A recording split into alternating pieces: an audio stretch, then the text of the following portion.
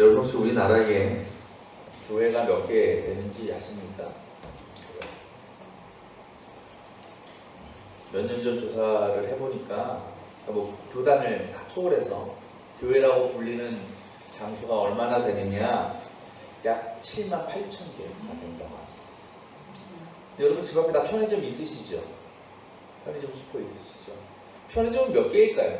우리나라에 약 2만 5천 개 정도. 그러니까 교회가 편의점보다 3배 이상이 많다라는 거죠. 참 교회 많습니다. 한 골목에, 심지어 한 건물에 2개, 3개, 4개까지 교회가 있는. 어떤 건물들은요, 장로교, 성결교, 침례교, 감리교 2단까지 있어. 한 건물에. 여호와의 증인 뭐 이런. 그러니까 교회가 참 많아요. 근데 우리가 그 교회들 가운데 우리가 흔히 말하는 개척교회, 미자립교회라는 고 불리는 교회들은 얼마나 될까요? 그 비율이 정확한 숫자는 낼 수 없겠지만 비율로만 따지면 거의 절반에 가깝습니다. 이것이 무엇을 의미하겠습니까? 최소한 우리나라의 목회자들 중에서 적어도 절반은 교회 운영이나 목회에 큰 어려움을 받고 있다는 거죠. 그리고 그것이 뭐에도 영향을 미치겠어요? 가정에도, 개인적인 삶에도 영향을 미칠 수밖에 없습니다. 근데 다른 교단은 모르겠어요. 뭐 교단들마다 이 미자립 교회들에 대한 어떤 지원이나 대책들이 있겠죠. 우리 감리교도 그런 게 있습니다. 그 중에 뭐가 있냐? 우리 감리교에서는 몇 년 전에 뭘 허용했냐면, 그러니까 미자립 교회, 개척교회 목회자들의 이중직을 허용했어요. 그러니까 예전에는 그냥 법으로는 안 됐었는데 몰래 한 거죠. 모르게 한 거예요. 근데 이게 법적으로 정해진 거예요. 이제 어려운 교회 목회자들은 다른 직업 가져도 됩니다. 그러니까 그것을 통해서 어느 정도 이제 수입이 생기니까 교회나 가정의 경제적 문제를 해결할 수 있다라고 하는 거죠. 근데 사실 이게 떳떳하진 못하죠. 사실 교인들이나 하나님 앞에서 어쩔 수 없이 하는 거예요. 하고 싶어 하는 게 아니에요. 먹고 살기 위해서, 교회를 유지하기 위해서 할 수밖에 없는 거예요. 그래서 실제로 제 주위에도 개척교 하시는 분들, 미자립교 하시는 분들 중에 이중직 하시는 분들이 있습니다. 그분이 뭐 소문 내면서 하겠습니까? 나 직업 뭐 이것도 합니다 하겠어요? 아니, 조용히 그냥 묵묵히 하는 거예요. 근데 저는 그렇게 이중직을 하시는 목회자들을 보면서 두 가지 마음이 들어요. 하나는 뭐냐, 목회만 제대로 해도 참 힘든데, 감당하기 쉽지 않은데, 직장생활도 시간을 매일같이 내가지고 병행을 하려니까 얼마나 힘들고 지칠까라는 생각이 들어요. 또 한 가지 생각은 뭐냐면, 물론 우리는 올해 미자립은 벗어났지만 나는 이중직 하면서까지 목회를 하지 안 해도 되는 상황이어서 참 감사하다라는 마음이 드는 거예요. 뭐 그렇다고 제가 늘 마음에 여유가 있고 편안하겠습니까? 사실 그렇지는 않습니다. 겉으로 보면 여러분 뭐 계속 웃고 다니고 그러니까 별로 안 그럴 것 같지만 그렇진 않아요. 솔직히 얘기하면. 지난 우리 개척하고 약 7년 가까운 우리가 시간을 지내오면서 저도 나름대로 마음에 불안이 있었고 근심이 있었고 걱정이 많았습니다. 그러니까 하나님의 부르심을 확신하고 목회를 시작했고 또 개척을 했어요. 나름 열심히 최선을 다해서 했습니다. 근데 많이 부흥될 줄 알았죠. 잘 될 줄 알았었는데 그게 아니거든요. 교회 상황이 나아지지 않는 거예요. 사람들이 오지 않는 거예요. 그때 얼마나 마음이 무겁고 때로는 무력감에 빠질 때가 있었습니다. 정말 초창기 때는 지도님서 계시지만 셋이 드릴 때도 많았어요. 집사님 혼자만 안 쳐도 그때도 감사했죠. 야, 집사님과 계신 얼마나 좋으냐. 감사하면서 마음이 힘들었죠. 불안하기도 하고. 근데 이 땅에 많은 그런 우리와 같은 교회들, 미자립교회 목회자들도요, 다 같은 마음일 거예요. 또 그와 같은 근심과 걱정으로 지금도 목회하고 계시는 분들 많이 계실 겁니다. 난 하나님을 불러서 목회는 하나님의 부르심으로 내가 개척하고 교회하고 있는데 그럼 좀 잘 돼야 되는데 열심히 하는데 왜 안 될까? 근데 사실 이게 목회자만 겪는 문제는 아니에요. 모든 성도들, 그리스도인들이 겪는 문제입니다. 그러니까 우리가 믿음을 따라 사는 것이 어렵잖아요. 쉽지가 않아요. 많은 것을 우리가 포기할 때도 있고요. 내 것을 희생해야 될 때가 많이 있습니다. 또 믿음 때문에 당하는 어려움과 고난이 분명히 있어요. 그런데 그렇다고 당장 그 고난과 내 희생의 대가가 우리에게 나타나느냐? 그렇지 않습니다. 그리고 분명한 것은 우리가 신앙 가운데 당하는 어려움이나 고난들은 내가 절대로 스스로 원하는 게 아니라는 겁니다. 우리는 다 슬픔보다는 기쁨을 원하고요. 고난보다는 형통하기를 원하고 또 그것을 위해 기도하는 것 아니겠어요? 근데 그렇지 못한 현실 앞에서 우리는 가끔 이러한 생각이 들기도 하는 거예요. 야, 내가 차라리 예수님을 안 믿었다면, 차라리 교회를 안 나갔다면 지금보다 더 낫지 않았을까? 지금보다 더 잘 살고 있지 않았을까라는 거죠. 오늘 말씀 보면 예수님께서 산에 올라가십니다. 그것도 혼자 올라가셔요. 그러면서 제자들에게 뭐라고 말씀하시냐? 너네 배를 타고 저 건넌 마을로 가 있어라. 오늘 말씀을 재촉하셨다 그래요. 빨리 가라, 빨리. 나 올라갈 테니까 너네 빨리 가 있어. 오늘 말씀은 우리가 지난주 나누었던 오병이어의 기적 바로 직후입니다. 그렇다면 여러분, 시간적으로 언제일까요? 이때가 예수님께서 제자들로 하여금 건너편으로 가라고 하신 때가 언제일까요? 지난주에 오병이어는 어디서 끝나요? 저녁 먹고 끝나잖아요. 그죠?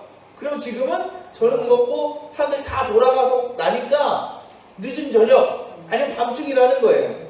지금 예수님은 밤중에 제자들 보고 배를 타고 건너가라고 말씀하시는 거예요. 근데 이 오늘 말씀에서는 안 나와 있지만 그 배를 타고 건너가야 될 그곳이 어디느냐? 갈릴리 호수입니다. 갈릴리 호수.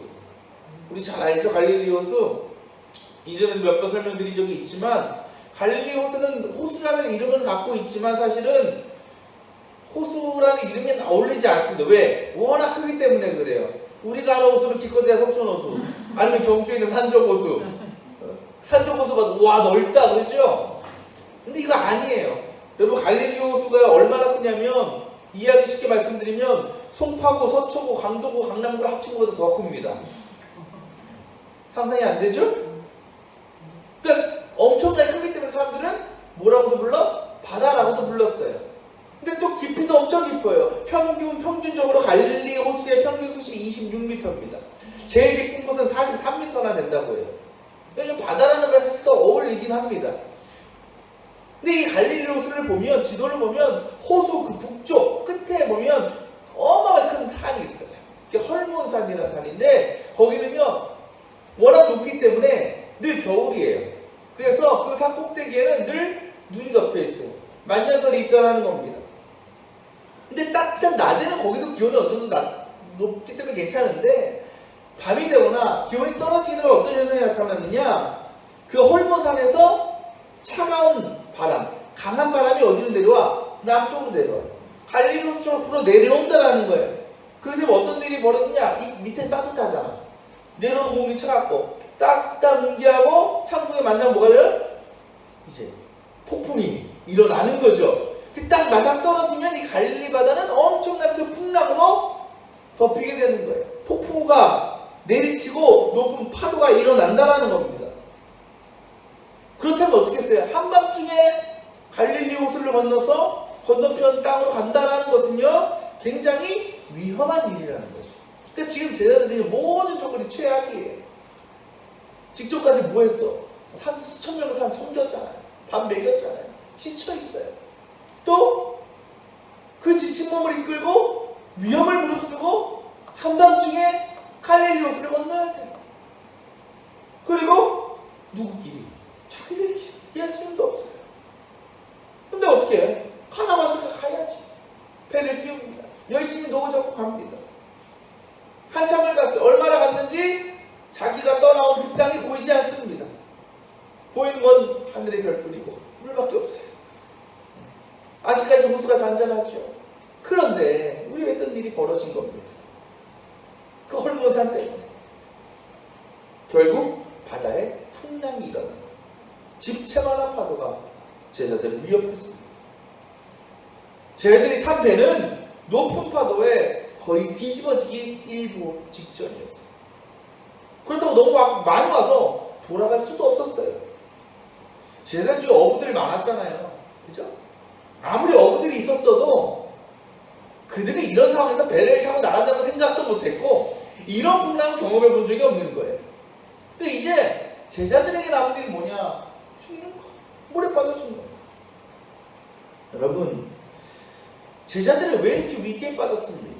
왜 위험에 빠졌습니까? 누가 그들을 그 위험천만한 바다로 보내셨습니까? 예수님이에요. 제자들이 한 거라고는 순종한 거밖에 없어요. 불평하지 않았고, 주님 너무 위험한데요?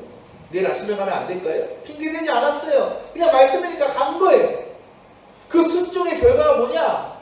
풍랑을 만나서 죽게 된 겁니다. 여러분, 제자들이 몸과 마음이 많이 지쳐있고 피곤한데도 순종했잖아요. 따르겠다 했잖아요. 그러면 풍랑을 만나면 안 되는 거 아니겠어요? 그냥 안전하게 편안하게 좀 도착해야 되는 거 아닙니까? 그 정도 순종했으면. 근데 왜 예수님은 그 지치고 힘든 상황 속에서도 제자들에게 배를 타고 건너가라고 재촉하시고 또 정작 순종한 제자들을 풍랑을 만나게 하시고 죽을 위험에 처하게 하신 것일까라는 거죠. 예수님의 제자들의 상황을 한번 상상해 보세요. 아마 다 포기했을 거예요. 할 수 있는 일이 없으니까. 그리고 배 안에서 예수님을 원망했을 겁니다. 내가 저런 사람을 내가 믿고 따랐다. 그러던 그때에 제자들 앞에 이상한 물체가 목격되었습니다. 무언가 사람 형상 같은 것들이 자기에게 점점 다가오는 것이었어요. 그때 제자들 어떻게 생각했을까요? 야, 내가 죽을 때가 됐구나. 이제 헛개다 보이는구나. 그래서 뭐라고 얘기해 올라와서 보니까 유령이다, 귀신이다. 그런데 점점 자신들에게 가까이 다가오는 그 형상을 확인하는 순간 깜짝 놀랄 수밖에 없습니다. 바로 예수님이었기 때문에 그렇습니다. 여러분, 이거는 귀신이 나타난 것보다 더 충격적인 일입니다. 왜? 예수님 어디 있어? 산에 가셨거든요. 기도하러 산에 올라가셨거든요. 그리고 그 산은 이미 제자들이 두려움에 떨고 있는 그 바다와는 너무 멀리 떨어져 있었습니다. 그곳에서 예수님은 제자들의 상황을 아실 수가 없는 겁니다. 근데 그런 예수님이 어느 순간 그 풍랑 가운데 두려움에 떨고 있는 자신들의 눈앞에 그것도 물 위를 걸어서 오신 겁니다. 그 순간 예수님께서 제자들에게 말씀하십니다. 안심하여라. 나다. 두려워하지 마라. 근데 여러분, 기적은 거기서 끝이 아니에요. 우리가 읽지 않았지만 그 뒤에는 어떤 내용이 나옵니까? 제자 베드로 어떤 일을 해요? 예수님과 함께 바다 위를 걷게 되죠. 그리고 예수님이 그들의 배에 오르시는 순간 그 제자들이 탄 배를 집어삼킬 버리듯 했던 그 파도가 잠잠해졌다라는 겁니다. 그렇게 예수님과 제자들은 함께 안전하게 목적지에 도착할 수 있게 되었습니다. 여러분, 제자들이 갈릴리 호수를 건너면서 처음 풍랑을 만났을 때에 이렇게 생각했을 거예요. 아, 예수님 우리 버리셨구나. 우리 포기하셨구나. 정말 그랬습니까? 그렇지 않았습니다. 비록 제자들과 예수님은 몸은 너무 멀리 떨어져 있었습니다. 하지만 주님은 제자들이 어디로 가고 있는지, 지금 무슨 일을 당하고 있는지 다 알고 계셨습니다. 그리고 말씀에 순종하다가 큰 어려움이 찾아왔을 때 즉시 그들이 있는 곳으로 찾아가셨고 만나주셨습니다. 그리고 기적을 보여주심으로 자신이 하나님 되심을 다시금 확인시켜 주셨습니다. 그렇게 제자들이 물 위로 걸어오신 예수를 만나고 또 동료 베드로가 물 위를 걷는 기적을 목격한 후에 또 예수님의 배에 오르시고 나자 풍랑이 잔잔해진 것을 경험했을 때 제자들의 마음이 어땠을까요? 이전과 똑같았습니까? 아닙니다. 완전히 바뀌었을 거예요. 이미 그들은요, 그 바로 직전에 풍랑과 태풍 때문에 두려움에 떨었던, 죽음의 위기 앞에서 벌벌벌 떨었던 그 기억은 남아있어 안 남아있어? 이미 안 남아있어. 사라진 지 오래입니다. 예수님을 향한 의심도 완전히 없어졌습니다.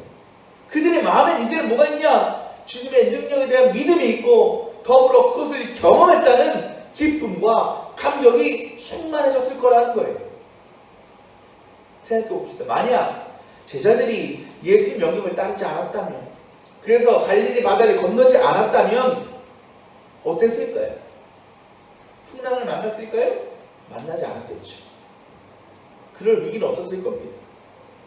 죽음에 대한 두려움도 없었을 겁니다. 하지만 그 대신 무엇을 못 경험합니까? 물을 걷는 기적, 거대한 풍랑이 잔잔해지는 역사, 절대로 경험할 수 없었을 거예요. 제가 만약에 목회를 안 했다면, 그리고 교회를 개척하지 않았다면 저는 어땠을 것 같아요? 지금보다 행복했을까? 지금보다 더 잘 살았을까? 그럴 거예요. 지금보다는 사람 일은 모르지만, 하지만 분명히 고백할 수 있는 것은 절대로 행복하지 않았을 거다. 목회를 하지 않았다면, 개척하지 않았다면 난 지금보다 행복하다라고 자신있게 얘기할 수 없었을 거다라는 거예요. 물론 세상적인 것은 더 많이 얻을 수 있을지 모릅니다. 왜? 위에서 주시는 분이 있으니까. 하지만 제가 목회를 통해서 누리는 정말 하나님의 능력, 하나님의 은혜, 하나님의 역사는 절대로 경험할 수 없었을 거라는 믿음이 있는 거예요.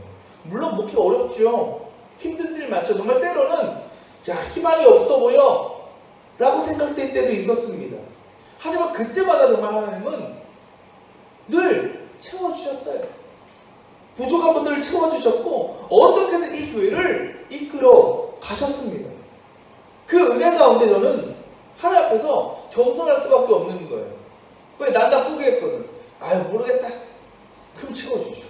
집사님 많이 경험하셨을 거예요. 삶에서. 그렇죠? 채워주죠. 부족하면 채워주죠. 그것도 넘치게도 아니야. 딱 그만큼. 버텨나갈 만큼. 그 뭐 제가 그렇게 하겠다고 제 생각과 의도를 가지고 그런 일이 일어나겠습니까? 그렇지 않거든요. 그러니까 저는 하나님이 겸손하고 또 개척을 하다 보니까 한 영혼이 얼마나 귀한지 몰라요. 한 영혼. 정말 한 사람에게도 작은 것에서 감사할 수 있는 그런 마음을 제가 갖게 되었다는 거예요. 그건 절대로 어떤 세상의 것을 통해서 우리가 누릴 수 있고 살 수 있는 그런 은혜가 절대 아닙니다. 그런 은혜는, 그러한 감동은 하나님께서 때로 허락하시는 어려움과 고난을 통해서 깨닫게 하시는 영적인 은혜라는 거예요. 그리고 그와 같은 은혜는 저뿐만 아니라 우리 먼들 교회에도 동일하게 임하고 있는 줄 믿습니다. 그 증거가 바로 이 자리에 모이는 여러분들 아니겠습니까? 사실 개척교회를 섬긴다는 건 쉬운 일 아닙니다. 굉장히 부담 가는 일일 수 있고요. 또 심적으로 어려운 일일 수 있어요. 많은 희생이 필요하고 많은 헌신이 요구됩니다. 또 그 일을 위해서 굉장한 용기와 결단이 필요합니다. 여러분들이 그와 같은 믿음의 소유자들인 거예요. 그리고 그런 여러분들을 만나서 한 교회를 이룰 수 있다는 것이, 하나로 우리가 공동체로 세워졌다는 것이 정말 우리 교회에 허락하신 하나님의 놀라우신 은혜요, 기적인 줄 믿습니다. 우리가 살다 보면 언뜻 보기에는 순종하지 않아도, 하나님 말씀 따르지 않아도 잘 살 수 있는 것 같습니다. 때로는 오히려 순종하지 않는 편이 더 낫다고 생각할 때도 있습니다. 그게 더 삶에 유익이 된다고 우리가 느낄 때가 있습니다. 하지만 분명한 것은, 그렇게 누리는 것은 절대로 은혜가 아니라는 겁니다. 그것은 우리에게 저주가 될 수 있고 심판이 될 수 있습니다. 왜? 하나님의 은혜와 능력을 경험할 수 없기 때문에 그래요. 주님과 더욱 가까워질 수 없기 때문에 그렇습니다. 우리에게요, 가장 큰 복은 뭐냐면 이 세상에서 많은 건 누리고 잘 먹고 잘 사는 것이 아니라 날마다 삶 가운데 하나님을 만나고 하나님의 능력을 맛보며 살아가는 것입니다. 우리가 하나님을 믿는데도 풍랑을 만나는 것이 불행한 것이 아닙니다. 하나님을 떠나가면서 편안하게 사는 것이 진짜 불행일 수 있습니다. 왜? 그 마지막은 결국 영원한 죽음이요 고통이기 때문에 그렇습니다. 물론 우리의 삶에 불안이 없으면 좋지요. 원하는 일들이 이루어지는 것 너무나 좋은 일입니다. 그것 또한 하나님의 은혜지요. 그럴 때는 하나님께 감사드리시길 바랍니다. 영광 돌릴 수 있으면 되는 겁니다. 하지만 혹 그렇지 못할 때, 내 의지와 상관없이 혹은 믿음을 지키는 삶 가운데 고난과 어려움이 찾아올 때일지라도 우리가 그 상황을 믿음으로 받아들이고 주님께 모든 것을 맡기고 나아갈 수 있어야 됩니다. 오늘 주님은 그런 제자들을 향해서 또 우리들을 향해서 이렇게 말씀하십니다. 안심하여라. 안심하여라. 이 안심하여라는 말을 영어 성경을 보면 take courage라고 나와 있어요. courage가 뭡니까? 용감, 용기라는 거예요. 용기를 가지라. 이걸 다른 말로 표현하면 뭐냐? 담대하라는 겁니다. 우리가 담대함으로 어떤 상황과 어떤 어려움이 있어도 용기를 갖고 믿음을 갖고 담대함으로 주님 앞에 나아가면 분명히 하나님께서는 우리의 삶과 우리의 영혼을 회복시키시고 변화시켜 주신다라는 겁니다. 그렇게 볼 때 우리가 삶에서 만나는, 신앙 가운데 만나는 여러 고난과 어려움의 문제들은 우리에게 저주가 아니고 심판이 아니고 그때 나를 찾아오시는 주님을 만날 수 있는, 그 주님과 함께 물 위를 걷게 될 수 있는, 그렇게 모든 풍랑이 잔잔해지는 역사를 경험하게 될 놀라운 은혜의 순간이라는 것입니다. 그 기적을, 그 역사를 누가 누리겠습니까? 풍랑을 보는 것이 아니라 이미 내 곁에 와 계신 주님을 바라보는 사람, 그리고 그 주님 손 붙들고 그 주님을 내 안으로 모셔드리는 사람, 담대하게 용기와 믿음을 가지고 주님께 나아가는 사람만이 그 은혜의 주인공이 될 수 있습니다. 우리 모든 성도들 가운데 지금도 임하시는 그 주님의 능력을 의지하셔서 우리의 험난한 인생의 바다를 멋지게 헤쳐 나가실 수 있기를 바랍니다. 그렇게 결국 주님께서 우리를 위해 예비해 놓으신 복의 땅, 가장 은혜의 땅, 좋은 땅에 안전하게 도착해서 주님과 함께 날마다 큰 평안과 기쁨을 누릴 수 있는 우리 모든 성도들 다 되시기를 축원합니다.